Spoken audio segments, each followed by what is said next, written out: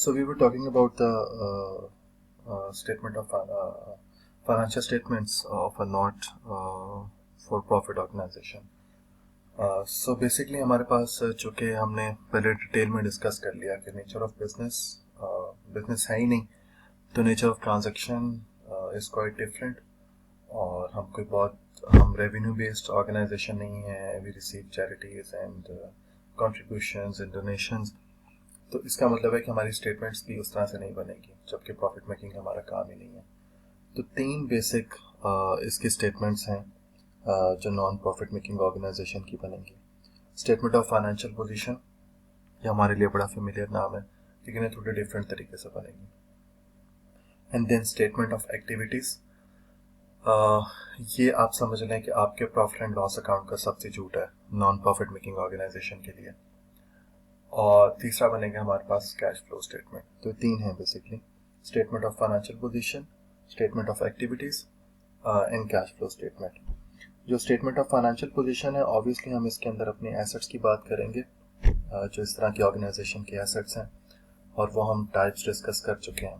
Permanently restricted assets, temporarily restricted assets और unrestricted asset. हम इन तीनों को डिफरेंटली जैसे हम मेंशन करते हैं अपने रूटीन की फाइनेंशियल स्टेटमेंट के अंदर,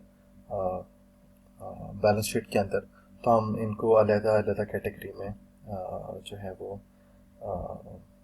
मेंशन करेंगे इस स्टेटमेंट के अंदर और नोट्स के अंदर। हाँ, और सारी बातें इन तीन स्टेटमेंट्स के साथ नोट्स भी हैं जो हमें लगाने हैं, जिनकी वर्किंग हमें शो करनी है। फिर हमारे पास है जी स्टेटमेंट ऑफ एक्टिविटीज़। मैंने आपसे कहा कि ये प्रॉफिट एंड लॉस अकाउंट का आप सब्स्टिट्यूट समझें। तो स्टेटमेंट ऑफ एक्टिविटीज़ में आपके पास जितनी भी कॉन्ट्रीब्यूशंस आती हैं, जितनी फंड रेजिंग एक्टिविटीज़ आप करते हैं, उन पे होने वाला कोई एक्सपेंस है वो आएगा।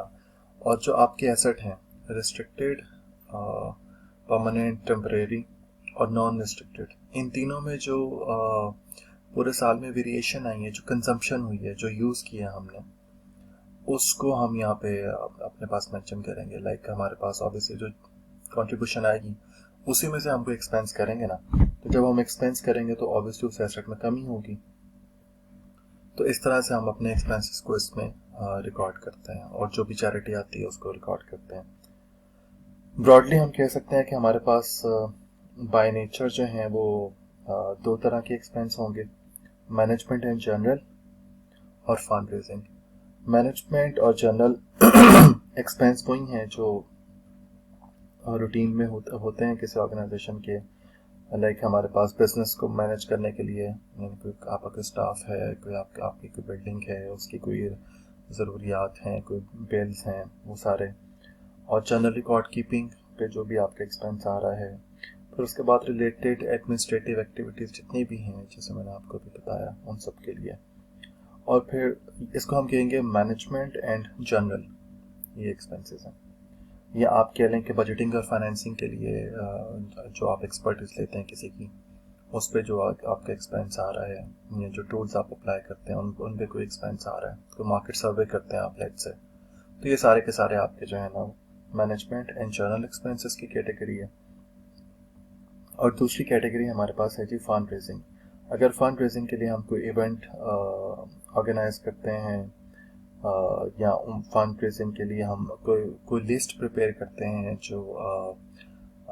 जो पेड लिस्ट है, कहीं से हमें वो एक्वायर करनी है, उन लोगों की कि जो हमें फंडिंग कर सकते हैं, या लिस्ट मेंटेन करने पे जितने एक्सपेंसेस आ रहे हैं, या फंड रेजिंग इवेंट के बजाय हम फंड रेजिंग कैंपेन लॉन्च करते हैं, जैसे आप मोबाइल पे मैसेजेस भिजवाते हैं, मोबाइल मार्केटिंग, तो ऑब्वियसली उसके कुछ एक्सपेंसेस हैं। या आप सोशल मीडिया मार्केटिंग आप कैंपेन लॉन्च करते हैं, जैसे सोशल मीडिया मार्केटिंग कैंपेन आजकल उखूबत की चल रही है कि आप डेली एक मैसेज करें और उस मैसेज पे डेली जो है आप 10 रुपये प्लस टैक्स पे कर रहे होंगे। तो मुझे बहुत एक्सटेंसिवली ये नज़र आई है पिछले 1-2 हफ्ते में मेरे सोशल मीडिया अकाउंट्स पर।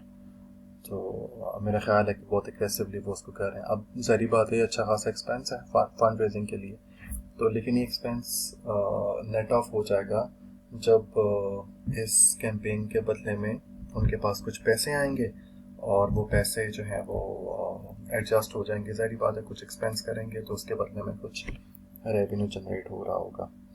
तो ये दो तरह के हैं। और जो रेवेन्यू हमारा जो है हम कहते हैं वो हमारे कॉन्ट्रीब्यूशंस के ज़रिए से आएगा। यहाँ हाँ, एक और ख़र्चा भी आप कह लें जिसको हम कहते हैं कि मेंबरशिप डेवलपमेंट एक्टिविटीज़। लाइक आप अपने मेंबर्स को कोई छोटा मोटा सिवेनियर जो है वो प्रोवाइड करते हैं, या आप कोई स्टिकर्स प्रिंट करा के आप उनमें बांटते हैं अपने ऑर्गेनाइजेशन के नाम से कि आप अपनी गाड़ी पर लगा लें। तो बेसिकली तो वो आपकी ही एडवर्टाइजमेंट हो रही है, लेकिन उस पर डेफिनेटली कुछ एक्सपेंस आ रहा है। तो या आप उन्हें कुछ सर्टिफिकेट्स वगैरह प्रोवाइड करते हैं, कोई भी और छोटा सवेनियर, टोकन ऑफ थैंक्स, कुछ भी इस तरह का जिससे उनको कोई फील आए कि जी we are attached with this organisation. तो इसको या आप कह लें कि ये जो मेंबरशिप डेवलपमेंट एक्टिविटीज़ हैं, आप ऐसे भी कह सकते हैं कि आपकी जो एक्टिविटीज़ होती हैं, जो लोग आपको ऑलरेडी कंट्रीब्यूट करते हैं आपकी एक्टिविटीज़ में, जब आप वो एक्टिविटीज़ परफॉर्म करते हैं तो उनकी आप वीडियो कैप्चर करते हैं, पिक्चर्स लेते हैं और उनको भेजते हैं। तो ये भी एक तरह से उनको बकअप करना और उनको करना कि आप मज़ीद हमारे लिए जो है वो कंट्रीब्यूट करें। तो ये मेंबरशिप डेवलपमेंट एक्टिविटीज़ हैं। तो ये 3 तरह के एक्सपेंस हैं। I repeat, management and general, fund raising and membership development activities. ये 3 तरह की एक्टिविटीज़ हैं जिनको हम कैटेगराइज करते हैं एक्सपेंसेस में। और ये हम कहाँ रिकॉर्ड करेंगे? ये हम रिकॉर्ड करेंगे स्टेटमेंट ऑफ एक्टिविटीज़ में। उसके बाद फिर हमारे पास स्टेटमेंट ऑफ कैश फ्लो है। तो ये मेन हमारे पास हैं चीज़ें। इसके अलावा हमारे पास जो है वो स्टेटमेंट ऑफ फंक्शनल एक्सपेंसेस भी है, और इस तरह की एक दो और चीज़ें भी हैं, लेकिन वो बहुत रूटीन में यूज़ नहीं होती। जो रूटीन की हैं वो यही हैं, स्टेटमेंट ऑफ एक्टिविटी है, स्टेटमेंट ऑफ फाइनेंशियल पोजीशन है, और आपकी कैश फ्लो स्टेटमेंट है। तो कैश फ्लो स्टेटमेंट के बारे में हम ऑब्वियसली जानते हैं, वो जो उसके रूल्स हैं वो उन्हीं रूल्स पे बनेगी। और बाकी जो है वो सारी चीज़ें ऑलमोस्ट, ये जो इंट्रोडक्टरी पार्ट था, मेरे माइंड में जितनी भी चीज़ें थी वो मैंने आपके साथ डिस्कस कर ली हैं। अच्छा, हम एक क्वेश्चन पे चले जाते हैं। क्वेश्चन मैं आपके साथ एक डिस्कस कर लेता हूँ। डिटेल्ड क्वेश्चन है, उसके अंदर हम डिफरेंट पॉसिबिलिटीज़ जो ट्रांजैक्शंस की हो सकती हैं वो डिस्कस कर लेते हैं कि अगर ये वाली सूरत हाल हुई तो हमें क्या करना चाहिए, और अगर ऐसे है तो क्या एंट्री और किस हिसाब से पास करना चाहिए। जो नोटेबल होगा इसके अंदर वो होगा आपका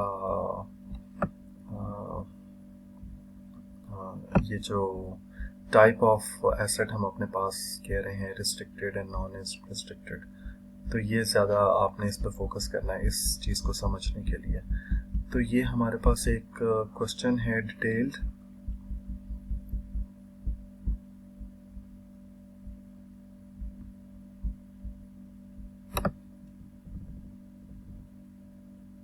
ये है जी एक डिटेल्ड क्वेश्चन, इसको फिर हम साथ के साथ कर लेते हैं। A group of concerned citizens organized a voluntary health and welfare organization called Neighbors Helping Neighbors, NHN. Okay, so it's a welfare organization, so it means it's a non-profit making organization, right?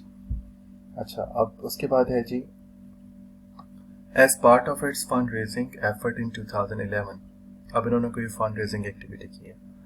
NHN distributed decals to all residents in the community. Decals मतलब वही token of thanks के decals की जो best example, छोटे होते हुए अगर आप च्युइंगम खाते थे और उसके अंदर से जो एक स्टिकर निकलता था जिसको आप हल्का सा वेट करके अपने बाजू पे लगाते थे तो वो इमेज वहाँ पे बन जाता था।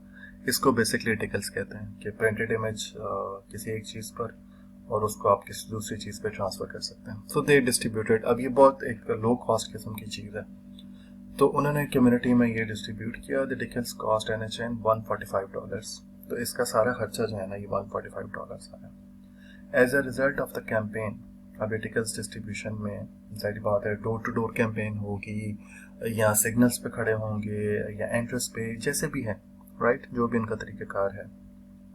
So as a result of the campaign, the organization received unrestricted cash contributions of 4,000. Okay, categorically he has mentioned the 4,000 की जो contribution आई है, this is unrestricted. आप अपनी किसी भी एक्टिविटी पे इसको लगा सकते हैं.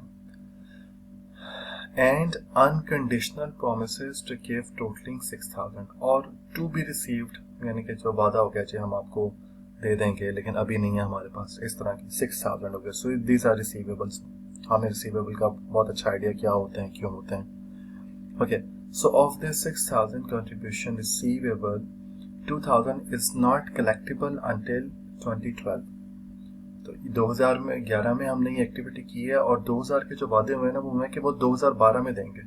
6,000 के जो वादे हुए थे कंट्रीब्यूशन के, उसमें से 2000 के वादे ये हैं कि देंगे लेकिन इस साल नहीं, अगले साल देंगे. ठीक है. अच्छा, जब ये बात आती है तो हम कहते हैं a presumption exists. A presumption exists that 2,000 due in 2012 is restricted for use in 2012. वादा तो आज कह रहे हैं लेकिन कह रहे हैं कि 2012 में देंगे. जो पैसे आपको 2012 में मिलने हैं ऑब्वियसली आप उन्हें 2011 में कंज्यूम नहीं कर सकते. इसका मतलब है कि वो बाउंड हैं to be used in 2012 only. तो इस 2000 को 6,000 में से 2,000 को हम कहेंगे ये रिस्ट्रिक्टेड कंट्रीब्यूशन है. फाइन. अब मैं इस पूरी ट्रांजैक्शन को, ये जो भी हमने 1.45 का खर्चा किया, ये खर्चा रिकॉर्ड होगा, ये एक्सपेंस रिकॉर्ड होगा, और ये खर्चा करने के नतीजे में हमारे पास $4,000 आ गए और ये अनरिस्ट्रिक्टेड है. तो इसको हम अनरिस्ट्रिक्टेड अपने पास कंसिडर करेंगे. ठीक है. अनरिस्ट्रिक्टेड सपोर्ट लिखेंगे या कंट्रीब्यूशन लिखेंगे, कुछ भी लिखेंगे, वो मैं अभी आपके सामने एंट्री पास करता हूँ. और फिर हमारे पास 6,000 के प्रोमिसेस आ गए. तो 6,000 के प्रोमिसेस को हम कलेक्टेबल या रिसीवेबल लिखेंगे. हम फेमिलियर हैं इसके साथ, तो हम कहेंगे जी कि कंट्रीब्यूशन रिसीवेबल हैं. और एक 6,000 में से 2,000 हमने कहा कि ये रिस्ट्रिक्टेड है. तो 6,000 की जब एंट्री पास करेंगे तो हम इसको डिवाइड कर देंगे इनको इंटू 2,000 एंड 4,000 के 4,000 जो है वो 6,000 और ये 6,000 को 2,000 और 4,000 में कर देंगे. ये 2,000 जो है ये रिस्ट्रिक्टेड है और जो रिमेनिंग 4,000 है 6 का वो अनरिस्ट्रिक्टेड है. ठीक है. अच्छा, उसके बाद जी लास्ट लाइन है NHN estimates that 10% of the pledges will be uncollectible. अब वो कह रहे हैं जो 6,000 के वादे हुए हैं ना, इन 6,000 के वादों में से 10% आप हिसाब लगा लें कि आपके पास नहीं आएगा. हमें ये पता है ये प्रोविजन होती है हमारे पास, अलाउंस फॉर अनकलेक्टेबल या जो भी हम इसको कहेंगे. तो इस प्रोविजन के हिसाब से फिर 10% हम कैलकुलेट करके उसको भी कहीं एडजस्ट करेंगे. अब ये सारा सिनेरियो आपके पास. अब हम इसकी एंट्री पास करके देखते हैं जी. सो हम कहते हैं कि हमारे पास 145 था जो खर्चा किया था, तो हम इसको कहते हैं जी एक्सपेंस 145. ये डेबिट है, मैं इसको यहाँ कर देता हूँ. और फिर हम कहते हैं हमारे पास क्रेडिट होगा ऑब्वियसली चूंकि हमने खर्चा किया है, तो ये 145. ठीक है. आप इसके साथ मेंशन कर सकते हैं एक्सपेंस की काइंड क्या है, सपोर्टिंग सर्विसेज आप इसको कह सकते हैं, अप टू यू. ठीक है. अच्छा, इसके नतीजे में ऑब्वियसली हमारे पास जो है ना कुछ कैश जनरेट हुआ है. मुझे फंडिंग हमारे पास आई थी 4,000 की आई थी. ये 4,000 हमारे पास आया है. और एक किस नतीजे में हमारे पास आया है, ये हमारे पास एक कंट्रीब्यूशन आई है. और कौन सी कंट्रीब्यूशन है, unrestricted contribution. This is unrestricted contribution. ये क्वेश्चन के अंदर मेंशन है, ये मैंने एज्यूम नहीं किया. This is unrestricted contribution. ये 4,000 अनरिस्ट्रिक्टेड कंट्रीब्यूशन. ठीक है. उसके बाद ये हमारे पास 6,000 है जिसके हमारे पास वादे आए हैं. इसको हम अपने पास रिकॉर्ड कर लेंगे. और इसको कैसे रिकॉर्ड करेंगे, हम कहते हैं जो कंट्रीब्यूशन रिसीवेबल